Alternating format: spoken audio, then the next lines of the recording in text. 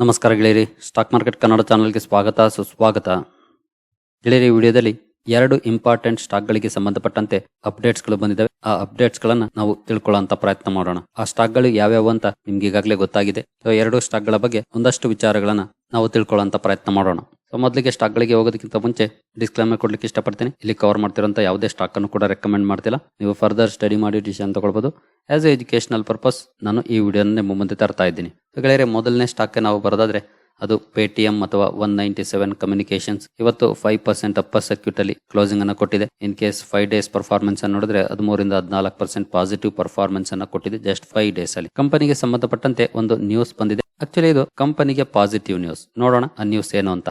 ಗೆಳೆಯರಿ, ಈ ಆರ್ಟಿಕಲ್ ಮೂಲಕ ನಾವು ಒಂದಷ್ಟು ವಿಚಾರಗಳನ್ನ ತಿಳ್ಕೊಳ್ಳೋಣ. ಯಾಕೆ ಸ್ಟಾಕ್ ಅಲ್ಲಿ ಪಾಸಿಟಿವ್ ಪರ್ಫಾರ್ಮೆನ್ಸ್ ಬಂದಿದೆ ಅಂತ ನೋಡೋದಾದ್ರೆ ನೋಡಬಹುದು. ಇಲ್ಲಿ RBI asked NPCI to look into Paytm's plea to become a third party application provider for UPI usage. UPI usage ಗೆ ಸಂಬಂಧಪಟ್ಟಂತೆ as a third party application ಆಗಿ ಬಳಸಿಕೊಳ್ಳಿಕ್ಕೆ ಪೇಟಿಎಂ ಕೇಳ್ಕೊಂಡಿದೆ RBI ಅನ್ನ. RBI ಅದಕ್ಕಾಗಿ NPCI ಗೆ, ಅಂದ್ರೆ NPCI ಅಂತಂದ್ರೆ National Payment Corporation of India, ಇದ್ರ ಬಗ್ಗೆ ನೋಡಿ ಡಿಸಿಷನ್ ತಗೊಳ್ಳಿ ಅಂತ ಡೈರೆಕ್ಟ್ ಮಾಡಿದೆ. ಜೊತೆಗೆ RBI ಪೇಟಿಎಂ ಅನ್ನ ಕೆಲವೊಂದು IPO ಬೇಸ್ಡ್ ಪೇಮೆಂಟ್ಸ್ ಗೆ 4-5 ಬೇರೆ ಬ್ಯಾಂಕ್ ಗಳಿಗೂ ಕೂಡ ಡೈರೆಕ್ಟ್ ಮಾಡಿದೆ. ಪೇಟಿಎಂ ಪೇಮೆಂಟ್ಸ್ ಬ್ಯಾಂಕ್ ಇಂದ ಬೇರೆ 4-5 ಬ್ಯಾಂಕ್ ಗಳಿಗೆ ಪೇಮೆಂಟ್ ಮಾಡ್ಲಿಕ್ಕೆ. ಇದು ಕೂಡ ಪಾಸಿಟಿವ್ ಪಾಯಿಂಟ್ ಆಗಿ ಕನ್ವರ್ಟ್ ಆಗಿದೆ. ಹಾಗಂತ ಇದೇನು ಪರ್ಮನೆಂಟ್ ಅಲ್ಲ, ಇದು ಟೆಂಪರರಿ ಸೊಲ್ಯೂಷನ್, ಎಸ್ಪೆಷಲಿ ಪೇಮೆಂಟ್ಸ್ ಗೆ ಸಂಬಂಧಪಟ್ಟಂತದ್ದು. ಇದು ಪರ್ಮನೆಂಟ್ ಆಗಿರುತ್ತೆ. ಅಂದ್ರೆ in case as a third party application ತರ ಯೂಸ್ ಆಗ್ಬಹುದು. ಹೇಗೆ ಈಗ ಬೇರೆ ಅಪ್ಲಿಕೇಶನ್ ಗಳಿದಾವೆ, ಗೂಗಲ್ ಆಗ್ಬಹುದು, ಫೋನ್ ಪೇ ಆಗ್ಬಹುದು, ಇವರೆಲ್ಲ ಕೂಡ ಅವ್ರದೇ ಓನ್ ಬ್ಯಾಂಕ್ ಏನಿಲ್ಲ, ಆಸ್ ಎ ಥರ್ಡ್ ಪಾರ್ಟಿ ಆಗಿ ಅವರು ಟ್ರಾನ್ಸಾಕ್ಷನ್ ಮಾಡ್ತಿರೋದು ಆ ರೀತಿ. ಹಾಗೆ ಈಗಾಗಲೇ NPCI ಇನ್ನು ಫೈನಲ್ ಅಪ್ರೂವಲ್ ಕೊಟ್ಟಿಲ್ಲ, ಅದನ್ನ ಎಕ್ಸಾಮೈನ್ ಮಾಡಿ ಡಿಸಿಷನ್ ತಗೊಳ್ಳೋದು.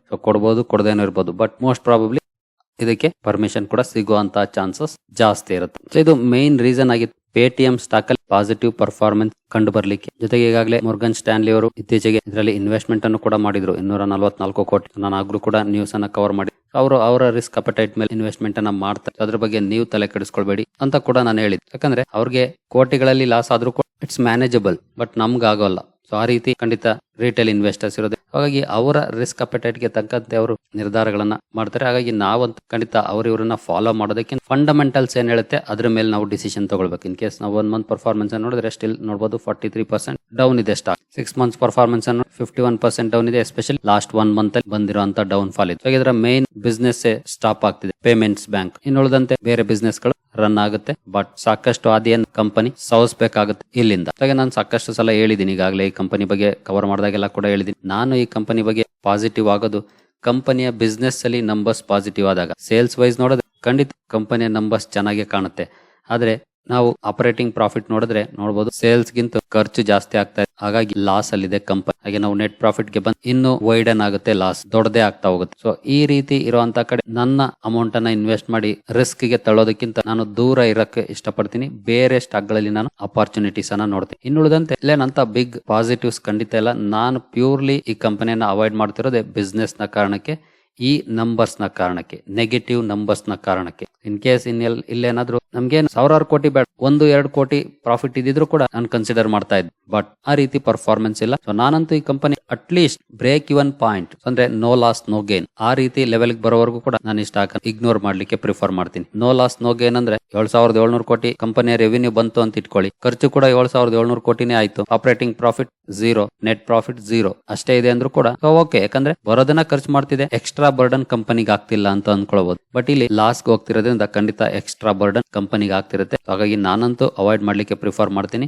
ಇನ್ನ ಶೇರ್ ಹೋಲ್ಡಿಂಗ್ ಪ್ಯಾಟರ್ನ್ ಗೆ ಬಂದ್ರೆ FIS DIS ಅಷ್ಟೇ ನೋಡ್ಲಿಕ್ಕೆ ಸಿಗೋದು ಪಬ್ಲಿಕ್ ಜೊತೆಗೆ. ನೋಡಬಹುದು ಮೋರ್ ದೆನ್ 70% ಇದ್ದಂತ FIS ಈಗ 63% ಬಂದಿದೆ. DIS ಇತ್ತೀಚೆಗೆ ಬೈ ಮಾಡಿದ್ದಾರೆ, ಪಬ್ಲಿಕ್ ಬೈ ಮಾಡಿದ್ದಾರೆ. ಅಂದ್ರೆ ಪ್ರೀವಿಯಸ್ ಕ್ವಾರ್ಟರ್ ಹೋಲಿಸಿದ್ರೆ ಸೆಲ್ ಮಾಡಿದ್ದಾರೆ, ಬಟ್ ಮುಂಚೆಗೆ ನೋಡಿದ್ರೆ ಬೈ ಮಾಡಿದ್ದಾರೆ. ಹಾಗೆ ಕೆಲವರು ಅಂದ್ಕೊಳ್ಬಹುದು ನಾವು ನೋ ಲಾಸ್ ನೋ ಪ್ರಾಫಿಟ್ ಆ ರೀತಿ ಬರಬೇಕು ಅಂತ ಅಂದ್ರೆ ಕಂಪನಿ ಖಂಡಿತ ಆಗ 428 ಇರೋದಿಲ್ಲ, 500 ಆಗ್ಬೋದು, 600 ಆಗ್ಬೋದು, 1000 ಆಗ್ಬೋದು ಅಂತ. ಹೌದು ಆಗ್ಬೋದು, ಅದರಲ್ಲಿ ಯಾವುದೇ ರೀತಿಯ ಡೌಟ್ ಇಲ್ಲ. Company quarter on quarter loss ಅನ್ನ ಕಡಿಮೆ ಮಾಡ್ಕೊಳ್ತಾ ಬರ್ಲಿಕ್ಕೆ ಶುರುವಾದಾಗ್ಲೇ ಸ್ಟಾಕ್ ಪ್ರೈಸ್ ಅಲ್ಲಿ ಒಳ್ಳೆ ಮೊಮೆಂಟಮ್ ಕಂಡು ಬರುತ್ತೆ, ಅದು ಬೇರೆ ವಿಚಾರ. ಹಾಗೆ ನಾನ್ ಇನ್ ಕೇಸ್ ಈ ಸ್ಟಾಕ್ ಅನ್ನು 2000 ಆಗಿದ್ರು ಕೂಡ ಬೈ ಮಾಡ್ಲಿಕ್ಕೆ ರೆಡಿ. ಆದ್ರೆ ಯಾವಾಗ ಕಂಪನಿಯ ಬಿಸ್ನೆಸ್ ಇಂಪ್ರೂವ್ ಆದಾಗ. ಸೊ ಕಂಪನಿಯ ಬಿಸ್ನೆಸ್ ಅಲ್ಲಿ ಕ್ವಶನ್ ಮಾರ್ಕ್ ಇರುವಂತಹ ಸಮಯದಲ್ಲಿ ಖಂಡಿತ ಈ ಸ್ಟಾಕ್ 400 ರೂಪಾಯಿ ಅಲ್ಲ 40 ರೂಪಾಯಿಲಿದ್ರು ಬೈ ಮಾಡ್ಲಿಕ್ಕೆ ಇಂಟ್ರೆಸ್ಟ್ ಅನ್ನ ತೋರಿಸೋದಿಲ್ಲ. ಬಿಸ್ನೆಸ್ ಇಂಪ್ರೂವ್ಮೆಂಟ್ಸ್ ಆಗ್ಬೇಕು, ಆಗ ಖಂಡಿತ ನಾನು ಈ ಕಂಪನಿಯ ಕಡೆ ನೋಡ್ತೀನಿ. ಸೊ ಅಲ್ಲಿವರೆಗೂ ಕೂಡ ಇದು ಅವಾಯ್ಡಬಲ್ ಸ್ಟಾಕ್ ನನಗೆ. ಸೊ ನೀವು ನಿಮ್ಗೆ ಏನ್ ಅನ್ಸುತ್ತೆ ಅದ್ರ ಮೇಲೆ ಡಿಸಿಷನ್ ತಗೊಳ್ಬಹುದು. ಖಂಡಿತ ಬಂದಿರುವಂತ ನ್ಯೂಸ್ ಪಾಸಿಟಿವ್ ನ್ಯೂಸ್, ಆದ್ರೆ ಲಾಂಗ್ ರನ್ ಅಲ್ಲಿ ನಮಗೆ ಇದರಿಂದ ದೊಡ್ಡ ಮಟ್ಟದ ಬೆನಿಫಿಟ್ ಆಗುವಂತ ನ್ಯೂಸ್ ಏನಲ್ಲ. ಆಸ್ ಎ ಪೇಮೆಂಟ್ ಅಗ್ರಿಗೇಟರ್ ಮುಂದುವರಿಬಹುದು NPCI ಇಂದ ಅಪ್ರೂವಲ್ ಸಿಕ್ಕರೆ, ಬಟ್ ಪೇಮೆಂಟ್ ಬ್ಯಾಂಕ್ಸ್ ಮುಂದುವರಿಯೋದಿಲ್ಲ, ಅದು ಆಲ್ಮೋಸ್ಟ್ ಸ್ಟಾಪ್ ಆಗ್ತಿದೆ. ಸೊ ನಾನು ನೆಕ್ಸ್ಟ್ ಎರಡನೇ ಸ್ಟಾಕ್ ಗೆ ಬರೋಣ. ನಿಮ್ಮೆಲ್ಲರ favourite stock Yes Bank Limited. ಇವತ್ತು 3.5% ಡೌನ್ ಫಾಲ್ ಈ ಸ್ಟಾಕ್ ಅಲ್ಲಿ ಕಂಡು ಬಂದಿದೆ. ಪ್ರೀವಿಯಸ್ ಅಂದ್ರೆ ಮೇ ಬಿ 2 ವಾರದ ಹಿಂದೆ ಅನ್ಸುತ್ತೆ ಅರೌಂಡ್ 30 ರೂಪೀಸ್ ಟ್ರೇಡ್ ಆಗ್ತಿತ್ತು. ಆ ಟೈಮಲ್ಲಿ ನಾನೊಂದು ವಿಡಿಯೋ ಮಾಡಿದ್ದೆ ಎಸ್ ಬ್ಯಾಂಕ್ ಶೇರ್ ಬಗ್ಗೆ. ಈ ತಪ್ಪನ್ನ ಮಾಡಬೇಡಿ ಅಂತ, ಯಾಕಂದ್ರೆ ತುಂಬಾ ಜನ ಸ್ಟಾಕ್ ಮೇಲೆ ಹೋದಾಗ ತುಂಬಾ ದೊಡ್ಡ ಮಟ್ಟದ ಇನ್ವೆಸ್ಟ್ಮೆಂಟ್ ಅನ್ನ ಮಾಡ್ತಾರೆ. ಆ ತಪ್ಪನ್ನ ಮಾಡಬೇಡಿ ಅಂತ ಹೇಳಿದ್, ಯಾಕಂದ್ರೆ ನ್ಯೂಸ್ ಬೇಸ್ಡ್ ರ್ಯಾಲಿ ಸ್ಟಾಕ್ ಅಲ್ಲಿ ಬರ್ತಾ ಇದೆ. ಹಾಗಾಗಿ ನ್ಯೂಸ್ ಬೇಸ್ಡ್ ರ್ಯಾಲಿ ಹೈ ಅಲ್ಲಿ ಸಸ್ಟೈನ್ ಆಗುವಂತ ಚಾನ್ಸಸ್ ಕಡಿಮೆ, ಡೌನ್ ಆಗಬಹುದು. ಹಾಗಾಗಿ ಬಲ್ಕ್ ಇನ್ವೆಸ್ಟ್ಮೆಂಟ್ ಖಂಡಿತ ಈ ಸ್ಟಾಕ್ ಅಲ್ಲಿ ಈಗ ಮಾಡಬೇಡಿ. ಇನ್ ಕೇಸ್ ಮಾಡೋದಾದ್ರೆ ಸ್ವಲ್ಪ ಇನ್ವೆಸ್ಟ್ ಮಾಡೋದಾದ್ರೆ ಓಕೆ, ಬಟ್ ಬಲ್ಕ್ ಇನ್ವೆಸ್ಟ್ಮೆಂಟ್ ಅನ್ನ ಮಾಡಬೇಡಿ ಅಂತ ಹೇಳಿದೆ. ಬಟ್ ಎಷ್ಟು ಜನ ಫಾಲೋ ಮಾಡಿದ್ರು ಗೊತ್ತಿಲ್ಲ. ಇವತ್ತು ನೋಡಬಹುದು 30 ರೂಪಾಯಿಂದ 25 ರೂಪಾಯಿಗೆ ಬಂದಿದೆ. ಇನ್ ಕೇಸ್ 1 ಮಂತ್ ಪರ್ಫಾರ್ಮೆನ್ಸ್ ಅನ್ನ ನೋಡಿದ್ರೆ ಹೈಯಿಂದ ನಾವು ಕ್ಯಾಲ್ಕುಲೇಟ್ ಮಾಡಿದ್ರೆ ನೋಡಬಹುದು 31 ರೂಪಾಯಿವರೆಗೂ ಹೋಗಿತ್ತು. ನಾನು ಅರೌಂಡ್ 30 ರೂಪಾಯಿ ರೇಂಜ್ ಅಲ್ಲಿ ಇತ್ತು ನಾನು ವಿಡಿಯೋ ಮಾಡಿದಾಗ. ಸೊ ಅಲ್ಲಿಂದ ನಾವು ಕ್ಯಾಲ್ಕುಲೇಟ್ ಮಾಡಿದ್ರೆ 30 ರೂಪಾಯಿಂದ 15-16% ಡೌನ್ ಅಲ್ಲಿ ಇದೆ ಸ್ಟಾಕ್ ಈಗ. ಹಾಗೆ ನಾನು ಕವರ್ ಮಾಡ್ತಿರೋದು ಈ ಕಾರಣಕ್ಕಲ್ಲ, ಕಾರಣ ಬೇರೆ ಇದೆ. ಸೊ ಅದನ್ನ ನಾವು ನೋಡಬಹುದು. Yes Bank shares fall over 7% in 2 sessions on Goldman's downgrade. Goldman Sachs ಅವರು ಕಂಪನಿಯ ರೇಟಿಂಗ್ ಅನ್ನ ಡೌನ್ ಗ್ರೇಡ್ ಮಾಡಿದ್ದಾರೆ. ಜೊತೆಗೆ ನೋಡಬಹುದು ನೀವು ಇಲ್ಲಿ ಸೆಲ್ ರೇಟಿಂಗ್ ಅನ್ನ ಕೊಟ್ಟಿದ್ದಾರೆ. ಸೊ ಹಾಗಾಗಿ ಸ್ಟಾಕ್ ಅಲ್ಲಿ ಇವತ್ತು ಸ್ವಲ್ಪ ನೆಗೆಟಿವ್ ರಿಯಾಕ್ಷನ್ ಕೂಡ ಕಂಡು ಬಂದಿದೆ. ಇವನ್ ನಿನ್ನೆ ಕೂಡ ಅಂದ್ರೆ ಫ್ರೈಡೆ ಸೆಷನ್ ಅಲ್ಲೂ ಕೂಡ ಡೌನ್ ಫಾಲ್ ಇತ್ತು. ಇವತ್ತು ಕೂಡ ಆ ಡೌನ್ ಫಾಲ್ ಕಂಟಿನ್ಯೂ ಆಗಿದೆ. ಜೊತೆಗೆ ಇದು ಇಷ್ಟೇ ಅಲ್ಲ, ಇನ್ನು 2 ಬ್ಯಾಂಕ್ ಗಳ ಬಗ್ಗೆ ಇವರು ರೇಟಿಂಗ್ ಅನ್ನ ಡೌನ್ ಗ್ರೇಡ್ ಮಾಡಿದ್ದಾರೆ. ಸ್ಟೇಟ್ ಬ್ಯಾಂಕ್ ಬಗ್ಗೆ ಕೂಡ ಡೌನ್ ಗ್ರೇಡ್ ಮಾಡಿದ್ದಾರೆ, ಸ್ಟೇಟ್ ಬ್ಯಾಂಕ್ ಆಫ್ ಇಂಡಿಯಾ ಅಥವಾ SBI. ICICI ಬ್ಯಾಂಕ್ ಬಗ್ಗೆ ಕೂಡ ಡೌನ್ ಗ್ರೇಡ್ ಅನ್ನ ಮಾಡಿದ್ದಾರೆ. ಬಟ್ HDFC ಬ್ಯಾಂಕ್ ಬಗ್ಗೆ ಅಪ್ಗ್ರೇಡ್ ಮಾಡಿದ್ದಾರೆ. ಅವರು 33% ಅಪ್ಸೈಡ್ ಪೊಟೆನ್ಶಿಯಲ್ ಎಕ್ಸ್ಪೆಕ್ಟ್ ಮಾಡ್ತಿದ್ದಾರೆ. ನಾನು ಯಾವಾಗ್ಲೂ ಹೇಳ್ತಾ ಇರ್ತೀನಿ, ಇವರು ಬೈ ಸೆಲ್ ಹೋಲ್ಡ್ ಟಾರ್ಗೆಟ್ ಕೊಟ್ಟರು ಅಂತ ನಾವು ಖಂಡಿತ ಡಿಸಿಷನ್ ತಗೊಳ್ಬಾರ್ದು. ನಮ್ಗೆ ಏನ್ ಅನ್ಸುತ್ತೆ ಕಂಪನಿ ಅದ್ರ ಮೇಲೆ ಡಿಸಿಷನ್ ತಗೊಳ್ಬೇಕು. ಇಲ್ಲಿ ಎಸ್ ಬ್ಯಾಂಕ್ ಅವರು ಡೌನ್ ಗ್ರೇಡ್ ಮಾಡಿದ್ರು ಅಂದ ತಕ್ಷಣ ನಾವು ಸೆಲ್ ಮಾಡಿ ಎಕ್ಸಿಟ್ ಆಗ್ಬೇಕು ಅನ್ನೋದಲ್ಲ. ಮಾಡ್ತಾ ಇರ್ತಾರೆ. ನೀವು ಬ್ರೋಕರೇಜಸ್ ಅನ್ನು ನೋಡಿದ್ರೆ ಒಬ್ರಲ್ಲ ಒಬ್ರು ಒಂದಲ್ಲ ಒಂದು ಸ್ಟಾಕ್ ಪ್ರತಿದಿನ ಕೂಡ ಬೈ ಸೆಲ್ ಹೋಲ್ಡ್ ರೇಟಿಂಗ್ ಅನ್ನ ಕೊಡ್ತಾನೆ ಇರ್ತಾರೆ. ಅವರನ್ನ ಫಾಲೋ ಮಾಡ್ತಾ ಹೋದ್ರೆ ನಮ್ಮ ಪೋರ್ಟ್ಫೋಲಿಯೋದಲ್ಲಿ ಯಾವ ಸ್ಟಾಕ್ ಉಳಿಯೋದಿಲ್ಲ. ಎಲ್ಲ ಸ್ಟಾಕ್ ಗಳನ್ನು ಕೂಡ ಮಾರಬೇಕಾಗುತ್ತೆ, ದಿನ ಬೈ ಮಾಡ್ಬೇಕಾಗುತ್ತೆ. ಹಿಂಗ್ ಮಾಡ್ತಾ ಹೋದ್ರೆ ಖಂಡಿತ ನಾವು ಬ್ರೋಕರೇಜಸ್ ಅನ್ನ ಉದ್ಧಾರ ಮಾಡ್ತೀವಿ, ಜೊತೆಗೆ ಎಕ್ಸ್ಚೇಂಜಸ್ ಗೆ ಒಳ್ಳೆ ಲಾಭವನ್ನು ತಂದು ಕೊಡ್ತೀವಿ ಅಷ್ಟೇ, ನಮ್ಗೇನು ಲಾಭ ಮಾಡ್ಕೊಳ್ಳೋದಿಲ್ಲ. ಹಾಗಾಗಿ as A long term investors ನಾವು ಸ್ಟಾಕ್ ಗಳನ್ನ ಹೋಲ್ಡ್ ಮಾಡಬೇಕು, ಒಳ್ಳೆ ಸ್ಟಾಕ್ ಗಳನ್ನ ಎಸ್ಪೆಷಲಿ. ಹಾಗಂತ ಎಸ್ ಬ್ಯಾಂಕ್ ಒಳ್ಳೆ ಸ್ಟಾಕ್ ಅಲ್ವಾ ಅಂತ ಕೆಲವರು ಪ್ರಶ್ನೆ ಮಾಡಬಹುದು. ಖಂಡಿತ ಎಸ್ ಬ್ಯಾಂಕ್ ಒಳ್ಳೆ ಸ್ಟಾಕ್ ಆಗಿತ್ತು ಒಂದು ಕಾಲದಲ್ಲಿ. ಈಗ ಅಂತ ಗ್ರೇಟ್ ಸ್ಟಾಕ್ ಅಂತೂ ಅಲ್ಲ. ಬಟ್ ಆಗಿನ ಸ್ಟಾಕ್ ಈಗಿನ ಸ್ಟಾಕ್ ಕಂಪೇರ್ ಮಾಡ್ಲಿಕ್ಕೆ ಆಗೋದಿಲ್ಲ.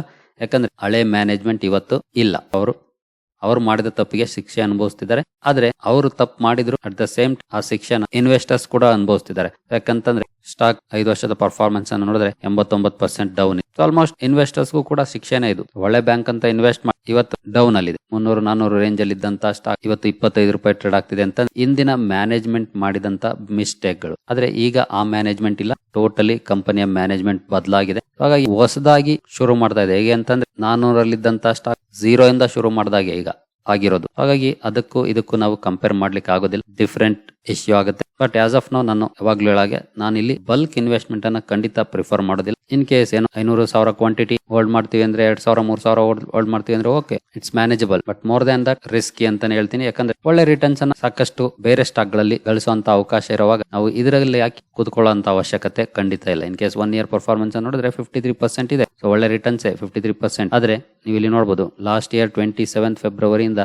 ಇಲ್ಲಿ 6 ನವೆಂಬರ್ ವರೆಗೂ ಯಾವುದೇ ರೀತಿಯ ಮೊಮೆಂಟಮ್ ಇರಲಿಲ್ಲ. ಅಂತ ಸಮಯದಲ್ಲಿ ಪೇಷನ್ಸ್ ಇಂದ ಹೋಲ್ಡ್ ಮಾಡೋದು ತುಂಬಾ ಇಂಪಾರ್ಟೆಂಟ್. ಎಷ್ಟೋ ಜನ ಇಲ್ಲಿ ಎಕ್ಸಿಟ್ ಆಗ್ಬಿಟ್ಟಿರ್ತಾರೆ, ಅಯ್ಯೋ ಇದೇನು ಮೂವ್ ಆಗ್ತಿಲ್ಲ, ಏನು ಮಾಡೋದಿಲ್ಲ ಅಂತ. ಎಕ್ಸಾಕ್ಟ್ ಆಗಿ ಎಕ್ಸಿಟ್ ಆಗಿರ್ತಾರೆ. ಅವ್ರ ಎಕ್ಸಿಟ್ ಆದ್ಮೇಲೆ ಈ ರ್ಯಾಲಿಗಳು ಕಂಡು ಬಂದಿರುತ್ತೆ. ಇದು ಸಾಕಷ್ಟು ಸಲ ಆಗುತ್ತೆ, ಎಸ್ಪೆಷಲಿ ಬಿಗಿನಿಂಗ್ ಮಾರ್ಕೆಟ್ ಜರ್ನಿಯಲ್ಲಿ. ಖಂಡಿತ ಪ್ರತಿಯೊಬ್ರು ಕೂಡ ಈ ಎಕ್ಸ್ಪೀರಿಯನ್ಸ್ ಮಾಡಿರ್ತಾರೆ. ಸೊ ಬಂದಿರೋ ನ್ಯೂಸ್ ಕೂಡ ನೆಗೆಟಿವ್ ನ್ಯೂಸ್ ಹೌದು. ಬಟ್ ಅವ್ರು ಸೆಲ್ ರೇಟಿಂಗ್ ಅನ್ನ ಕೊಟ್ರು ಅಂತ ನಾನಂತೂ ಸೆಲ್ ಮಾಡೋದಿಲ್ಲ. ಅವ್ರು ಬೈ ರೇಟಿಂಗ್ ಕೊಟ್ರು ಅಂತ ನಾನಂತೂ ಬೈ ಮಾಡೋದಿಲ್ಲ. ನನ್ಗೆ ಏನ್ ಅನ್ಸುತ್ತೆ ಕಂಪನಿ ಮೇಲೆ ಅದ್ರ ಮೇಲೆ ನಾನ್ ಡಿಸಿಷನ್ ತಗೊಳ್ಳಿ. ಸೊ ನಿಮ್ಗೂ ಕೂಡ ನಾನು ಹೇಳೋದಿಷ್ಟೇ, ನಿಮ್ಗೆ ಎಸ್ ಬ್ಯಾಂಕ್ ಚೆನ್ನಾಗಿ ಪರ್ಫಾರ್ಮ್ ಮಾಡುತ್ತೆ ಲಾಂಗ್ ಟರ್ಮ್ ಅಲ್ಲಿ ಅನ್ಸಿದ್ರೆ ಆರಾಮಾಗಿ ಹೋಲ್ಡ್ ಮಾಡಬಹುದು. ಇಲ್ಲ ಅನ್ಸಿದ್ರೆ ಅವ್ರ ಸೆಲ್ ರೇಟಿಂಗ್ ಕೊಡೋ ತನಕ ಕಾಯುವಂತ ಅವಶ್ಯಕತೆ ಖಂಡಿತ ಇಲ್ಲ. ಮುಂಚೆನೆ ಎಕ್ಸಿಟ್ ಕೂಡ ಆಗ್ಬಹುದು. ಆದ್ರೆ ರ್ಯಾಲಿಯನ್ನ ನೋಡಿ ಇನ್ವೆಸ್ಟ್ ಮಾಡಬೇಡಿ. ಜೊತೆಗೆ ರ್ಯಾಲಿ ಯಾಕೆ ಬರ್ತಿದೆ ಅದು ಇಂಪಾರ್ಟೆಂಟ್. ಇನ್ ಕೇಸ್ ಕಂಪನಿಯ ಬಿಸ್ನೆಸ್ ಅಲ್ಲಿ ಇಂಪ್ರೂವ್ಮೆಂಟ್ಸ್ ಆಗಿ ಆಗ ರ್ಯಾಲಿ ಬರ್ತಿದೆ ಅಂದ್ರೆ ಅದು ಸಸ್ಟೈನ್ ಆಗುವಂತ ಚಾನ್ಸಸ್ ಜಾಸ್ತಿ ಇರುತ್ತೆ. 90% ಸಸ್ಟೈನ್ ಆಗ್ಬಹುದು, 10% ಡೌನ್ ಕೂಡ ಆಗ್ಬಹುದು ಅಲ್ಪ ಸ್ವಲ್ಪ. ಆದ್ರೆ ನ್ಯೂಸ್ ಬೇಸ್ಡ್ ರ್ಯಾಲಿ ಬರುವಾಗ ನಾವು ಹುಷಾರಾಗಿರ್ಬೇಕಾಗುತ್ತೆ. ಎಸ್ಪೆಷಲಿ ನ್ಯೂಸ್ ಬೇಸ್ಡ್ ರ್ಯಾಲಿ ಇತ್ತೀಚೆಗೆ ಬಂದಿದ್ದು HDFC ಬ್ಯಾಂಕ್